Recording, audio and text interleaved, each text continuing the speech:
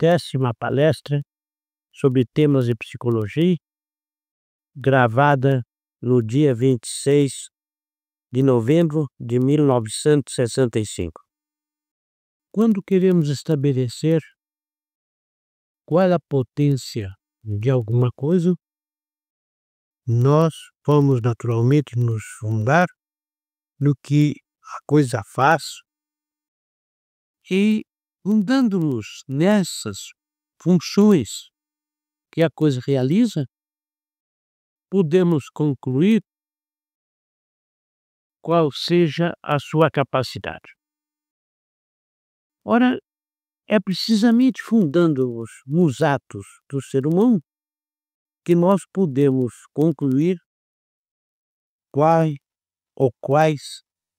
as capacidades ou capacidades que o ser humano possui, em suma, quais as potências do homem, que serão naturalmente especificadas segundo a própria especificação. O homem contém virtualmente todas as formas das substâncias corpóreas que lhe são inferiores. O homem tem as potências da planta e tem as potências do animal. Nós podemos, portanto, distinguir no homem 3 aspectos no tocante às suas potências. Primeiro, os graus. Qual é o grau, por exemplo, da vida corpórea que o homem representa? Segundo, os gêneros, que são as divisões dentro dos graus. E terceiro, as espécies, que são divisões dentro dos gêneros. De maneira que nós então podemos, mudando-nos nesta classificação, enumerar as potências humanas. Sem dúvida que as operações que o homem realiza revelam 3 espécies. Primeiro, aquela ação natural que tem como princípio uma potência vegetativa, cuja ação se exerce sobre as qualidades ativas e passivas da matéria, como, por exemplo, a vida metabólica do homem, a alimentação, com a incorporação da matéria extraída do mundo exterior. Na segunda operação, a matéria já não é mais incluída, já não é mais assimilada, mas apenas as condições da matéria. É o que se verifica, por exemplo, nas potências sensitivas do homem, cuja função é receber a forma ou espécie sem matéria, mas sob as condições materiais. E a terceira, céu, é aquela operação que transcende a matéria e transcende as condições materiais e constitui propriamente as operações do entendimento, as operações do espírito humano. O ato vegetativo do homem revela triplos aspectos. Primeiro, a sustentação do corpo por intermédio da nutrição. Segundo, o desenvolvimento do corpo por intermédio do aumento. E terceiro, a propagação do corpo por meio da geração. Ora, essas 3 ações revelam, portanto, haver um gênero de potências vegetativas, pois essas 3 funções, esses 3 atos vegetativos são especificamente distintos, mas genericamente vegetativos. Na ordem sensitiva de São Tomás, encontramos uma relação dupla. Uma pela qual a própria coisa se acha na alma, segundo o modo próprio da alma, e não segundo seu próprio modo de existir. Outra, pelo qual a alma se compara à coisa segundo o próprio modo de existir dela. A primeira é a relação relativa ao conhecimento, e a segunda responde ao apetite.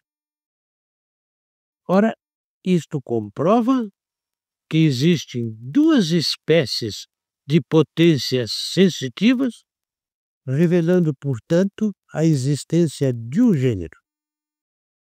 As duas espécies é o caráter cognoscitivo e o caráter apetitivo. Porque, cognoscitivamente, a coisa se acha na alma segundo o modo próprio da alma e não segundo seu próprio modo de existir. A coisa existe na alma segundo a esquemática da alma, assimilada à alma, não a coisa existindo na alma. Assim, um avião não existe na nossa alma, senão segundo o modo de ser da nossa alma. Por outro lado, a nossa alma se compara à coisa segundo o próprio modo de existir desta coisa. Então este ato é o apetite, a orexia. A segunda dessas relações pela qual a alma é impulsionada para o objeto tal como existe em si mesmo, pode, por sua vez, ser considerada de duas maneiras. A primeira, enquanto a própria alma se inclina e se dirige a uma coisa exterior como o fim, que é o primeiro na intenção, de São Tomás. Esta relação constitui o objeto próprio da orexia.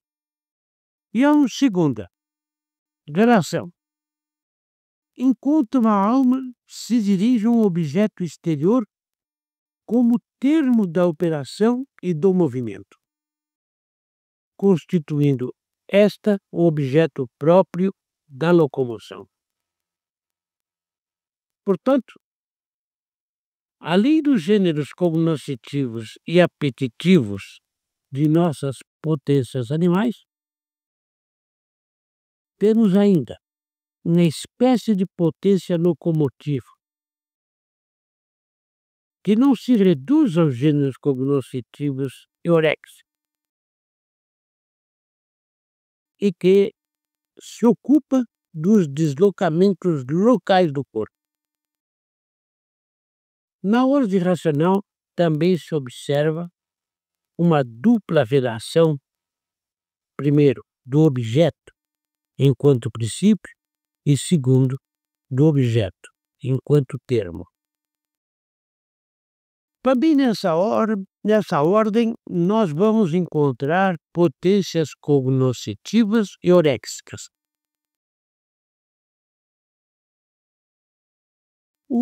A alma se relaciona cognoscitivamente com o objeto inteligível de dois modos. São os seguintes. Primeiro, como potencialmente inteligível. E segundo, como atualmente entendido. Apetitivamente se relaciona com o objeto inteligível de um só modo, simplesmente como desejável. Isto vem revelar também que na ordem racional existe um gênero de potências cognoscitivas, mas não existe de potências apetitivas. A potência apetitiva, portanto, é composta apenas de uma espécie. Ora, por essas operações se pode verificar que há uma distinção ontológica entre as potências vegetativas, sensitivas e racionais do homem. Não se poderiam reduzir essas operações todas a uma só. Não se poderia, por exemplo, reduzir a potência cognoscitiva sensitiva à mera potência cognoscitiva racional, ou a potência apetitivo-sensitiva à potência apetitiva racional. De forma que num gênero da potência apetitiva racional, ela é apenas uma espécie. Ora, na ordem racional, nós verificamos que não há incorporação da matéria. Também não há propriamente a incorporação também das condições da matéria, porque essas pertencem à ordem sensitiva, como já vimos. Na ordem racional, o que se capta, o objeto propriamente, é a essência da substância corpórea. Enquanto objeto do entendimento, essa substância se apresenta sob dois aspectos distintos. Como já vimos, primeiro, como algo potencialmente inteligível, algo que pode ser inteligido. E segundo, como algo atualmente inteligível.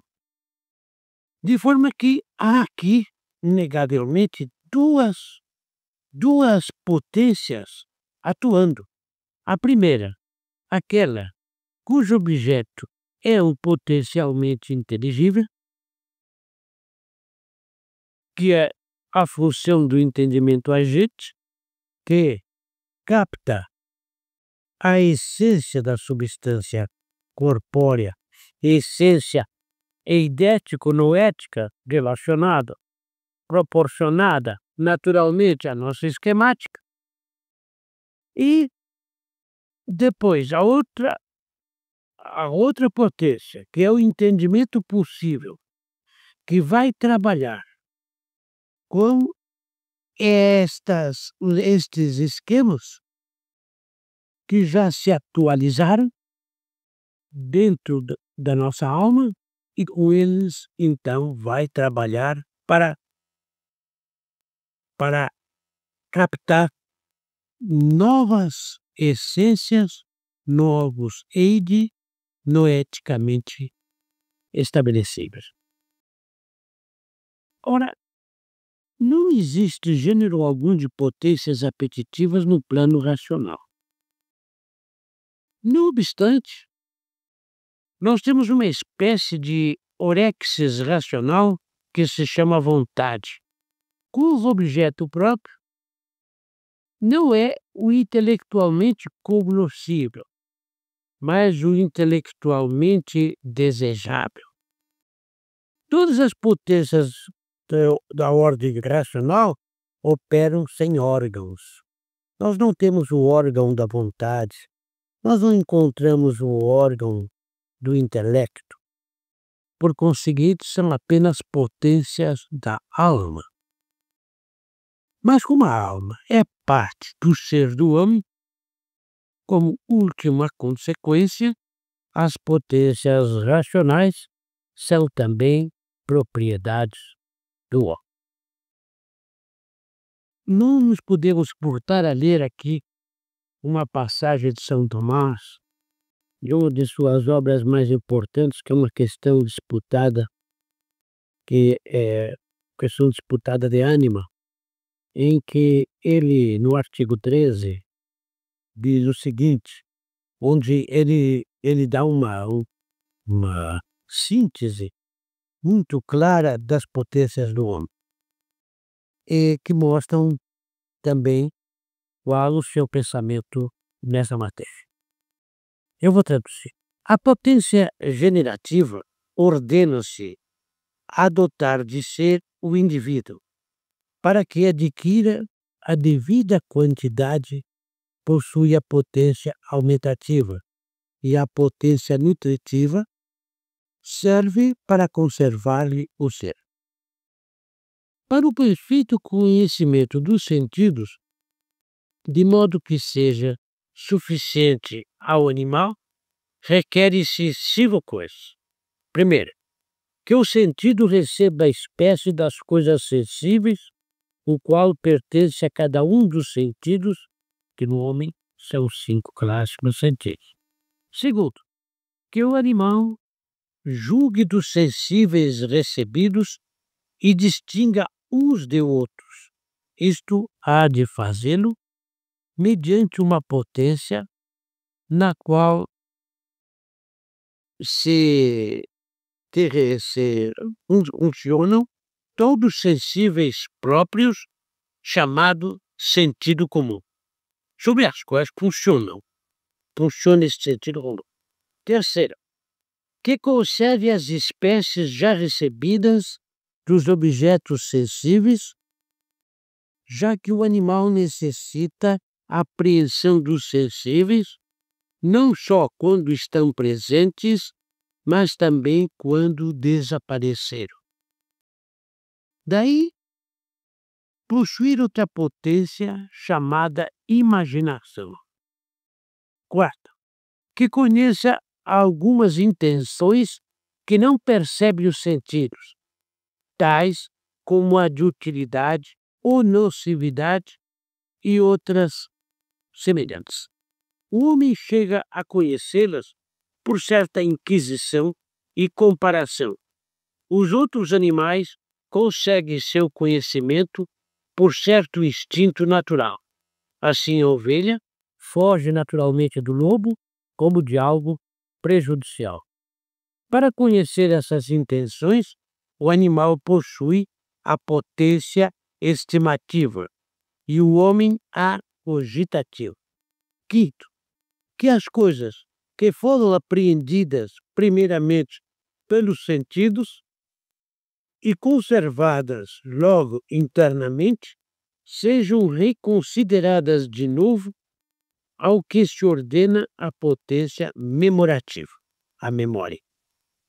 De igual modo, o apetite sensitivo, que segue-se ao conhecimento dos sentidos, divide-se necessariamente em 2 potências, já que uma coisa é apetecível, ou porque é deleitável e conveniente a uns sentidos, para o qual existe o apetite concupiscível, ou porque mediante ela se goza do poder de desfrutar as coisas deleitáveis segundo os sentidos, o qual, às vezes, vai acompanhado de algo que é desagradável aos sentidos.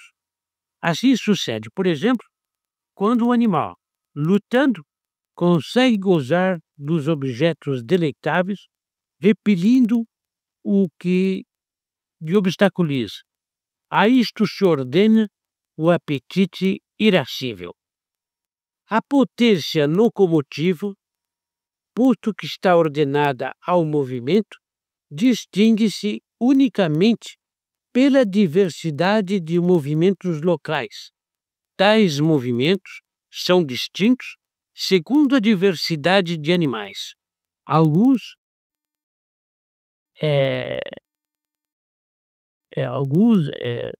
são como répteis, outros voam, outros andam, e outros possuem inclusive distintos modos de andar, ou também segundo as diversas partes do animal, já que cada uma das partes do corpo tem seus movimentos próprios.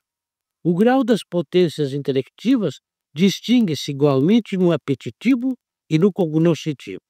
Assim, o conhecimento intelectivo requer 2 potências, ou seja, o entendimento agente e o entendimento possível. Ademais dos sentidos e do entendimento, é necessária a potência intelectiva de apetição.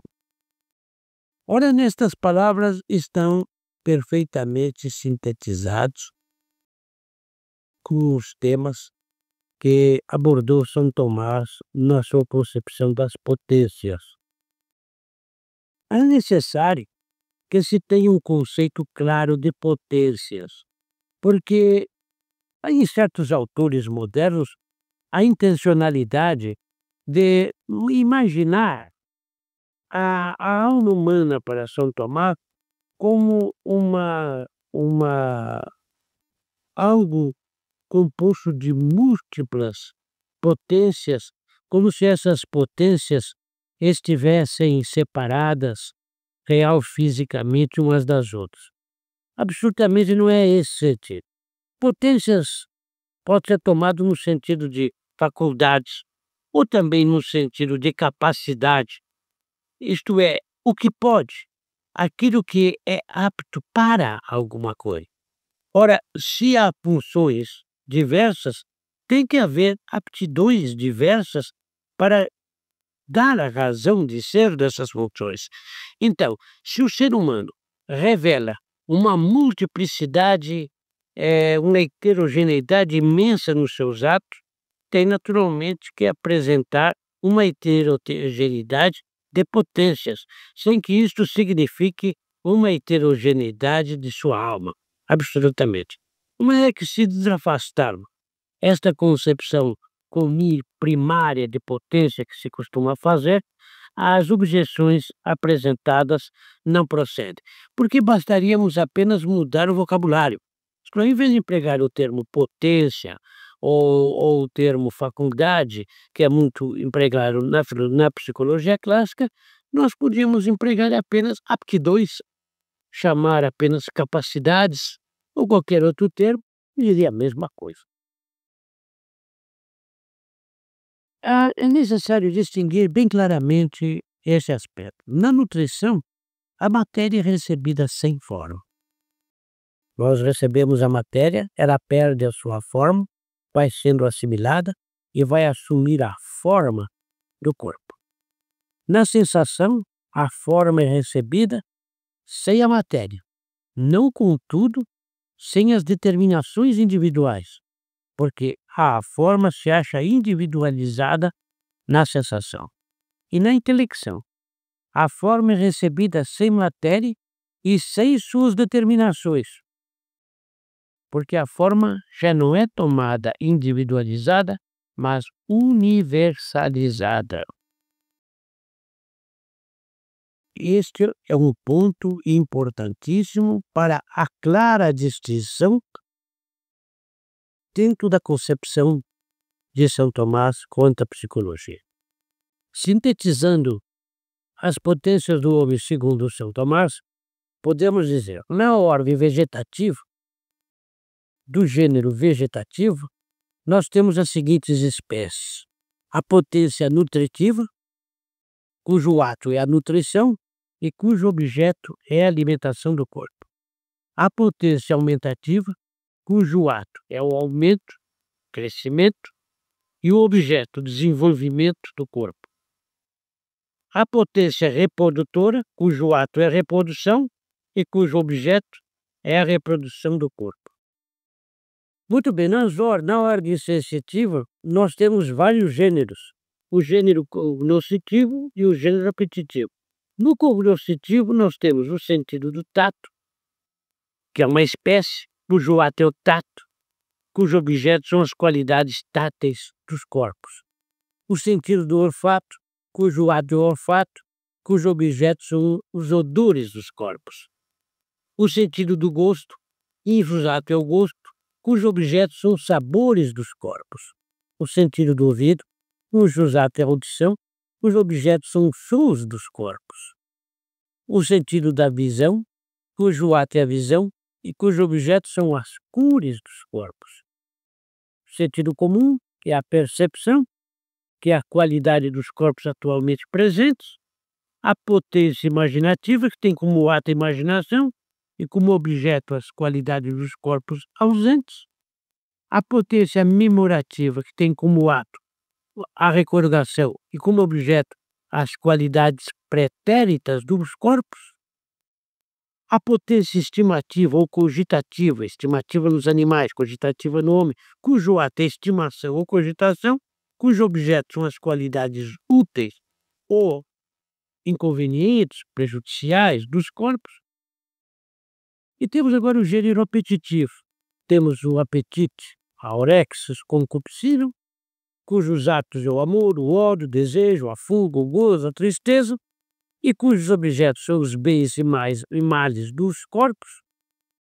O apetite irascível, cujos atos são a esperança, o desespero, a audácia, o temor, a ira, cujos objetos são bens e males árduos dos corpos, árduos para obter ou árduos para afastar, e a potência locomotiva, cujo ato são os movimentos do corpo, cujo objeto é o deslocamento local do corpo.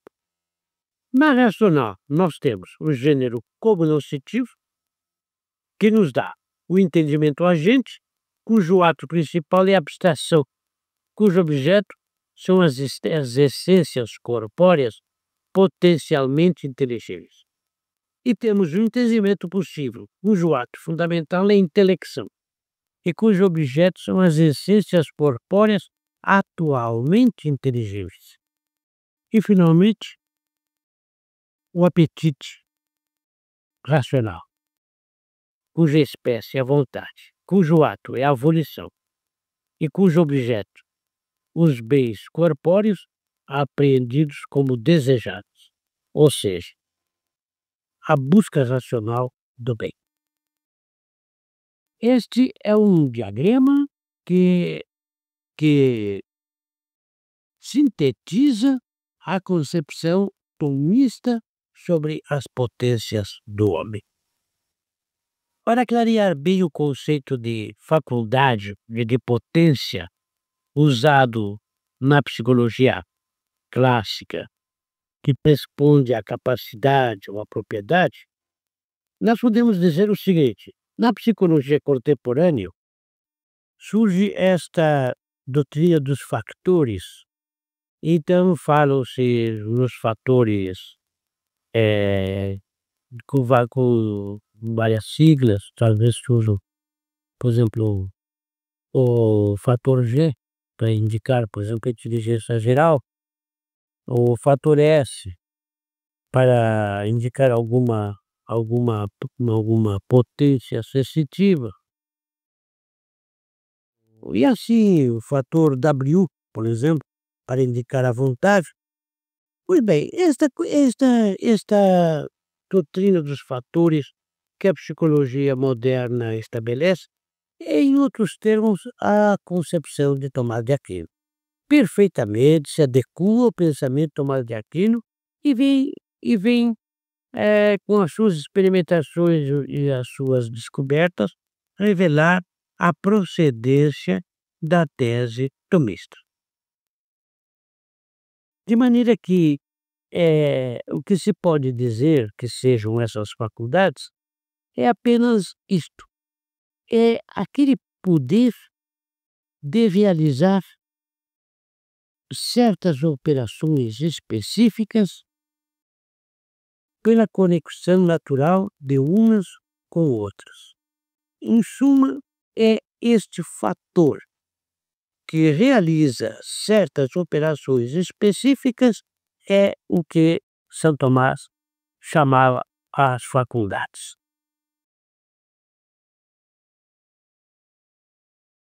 É importante notar que o homem é um ser de costumes. Se nós observarmos, notamos que a proporção que o homem pratica determinados atos, que estes atos lhe são benéficos, as potências que constituem o seu ser parece torná-lo cada vez mais fácil de realizar, torná-lo mais pronto, mais imediato e dar-lhe um caráter de máxima agradabilidade. Então, esse costume vai constituir alguma coisa do ser humano, uma habitualidade com uma finalidade mais com a finalidade do bem, desejar, e facilitando-lhe cada vez mais. É assim uma espécie de qualidade, uma qualidade especial que nós vamos chamar de. Nós podemos dizer que, na ordem da geração, a potência dá origem à ação. E a ação produz o hábito. A potência é algo inato. É o dom original. Aí está radicalmente em todos os homens. Mas o hábito já é alguma coisa adquirida. Já traz a marca da iniciativa pessoal. Embora ele seja produto originariamente de uma ação, ele consegue constituir-se em princípio também de operação, e meio pelo qual a potência opera. Esta é uma função própria do hábito, porque o hábito termina por facilitar a operação, por atuar na própria operação. Porque se assim não fosse, qual seria a vantagem para o ser humano ter hábitos? E como é que o hábito pode chegar a tornar-se princípio especial de ação? Pode, determinando a potência a operar. Portanto, na ordem da operação, o hábito tem uma posição média entre a potência e o ato. Por isso Aristóteles dizia que o hábito colocava-se no intermédio entre a potência e o ato. Assim como a forma da matéria, o que ela precisa para atuar, para existir, o hábito proporciona à potência o que a potência necessita para operar. A obtenção de um hábito implica exercício, desenvolvimento, maturação das potências. E as potências se expansionam, se aperfeiçoam por intermédio dos hábitos. E, sem dúvida alguma, a razão há de estar sempre presente na formação de qualquer hábito. Assim, quando alguns dizem que nós vamos encontrar também hábitos nos animais, nas plantas e até nas coisas inanimadas, essa doutrina não é de Santo Tomás. Santo Tomás não aceita que esses seres possam adquirir hábitos.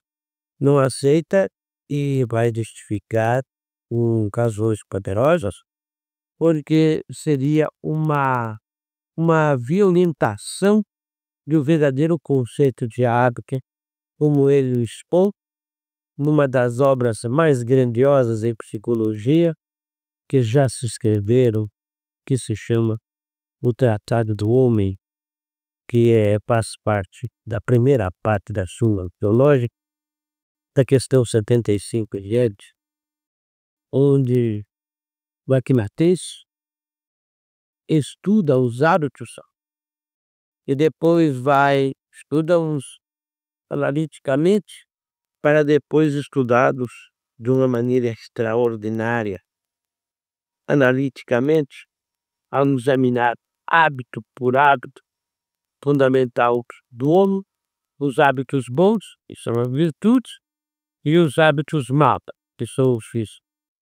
A habitualidade de bem constitui o aspecto virtuoso e a habitualidade do mal, que corresponde ao aspecto vicioso.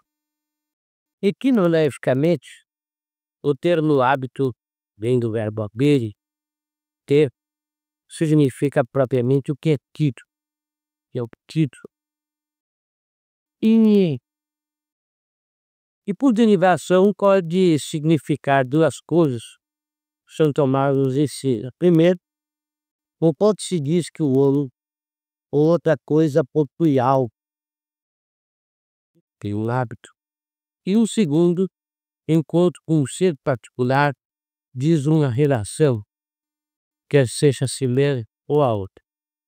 Ora, nós sabemos que Aristóteles classificou os hábitos nas qualidades, ou também tem a categoria do hábito. Mas o que se trata aqui é do hábito como uma qualidade pela qual, disse Aristóteles, uma coisa se dispõe bem em si mesmo ou em relação a alguma outra. O que leva a classificar então os hábitos em duas classes. Os hábitos entitativos, onde são os que modificam a substância de uma coisa, e os hábitos operativos são aqueles que dispõem as potências ou os acidentes de uma coisa. Essencialmente falando, os hábitos são apenas de uma classe, são operativos. O que se chama propriamente de hábitos entitativos, como a saúde, a beleza do corpo, são apenas nada mais do que disposições passivas da substância. De forma que não se pode deixar de estudar o hábito separando-se da disposição, que também é uma qualidade. A disposição é propriamente o hábito entitativo, é propriamente o hábito já construído, já realizado e que é passageiro, como é, por exemplo, o que se diz na linguagem popular, de estar-se bem disposto ou mal disposto para uma coisa ou outra. A disposição é um estado passageiro, enquanto que o hábito caracteriza-se por ser algo se adquire e que permanece algo estável, algo constante, algo firme, como muito bem o mostra Aristóteles no estudo da qualidade das suas obras. Portanto, o caráter fundamental do hábito é a permanência.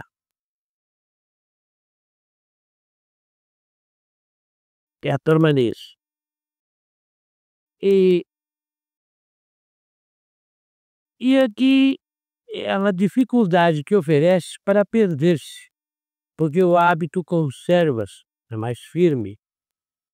O hábito às vezes pode ser adquirido através de um laborioso esforço, de uma frequente repetição, às vezes é adquirido rapidamente por uma simples operação, mas o que caracteriza é que ele se firma, ele se fixa e se torna depois difícil de perder.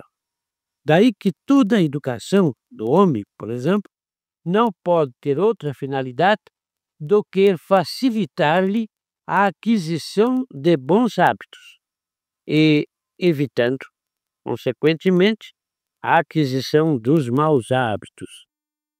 Portanto, toda a educação só pode tender para um sentido virtuoso, isto é, de dar cada vez mais ao homem poderes viris, poderes fortes, hábitos bons, hábitos que sejam aproveitáveis e benéficos no desenvolvimento da sua vida.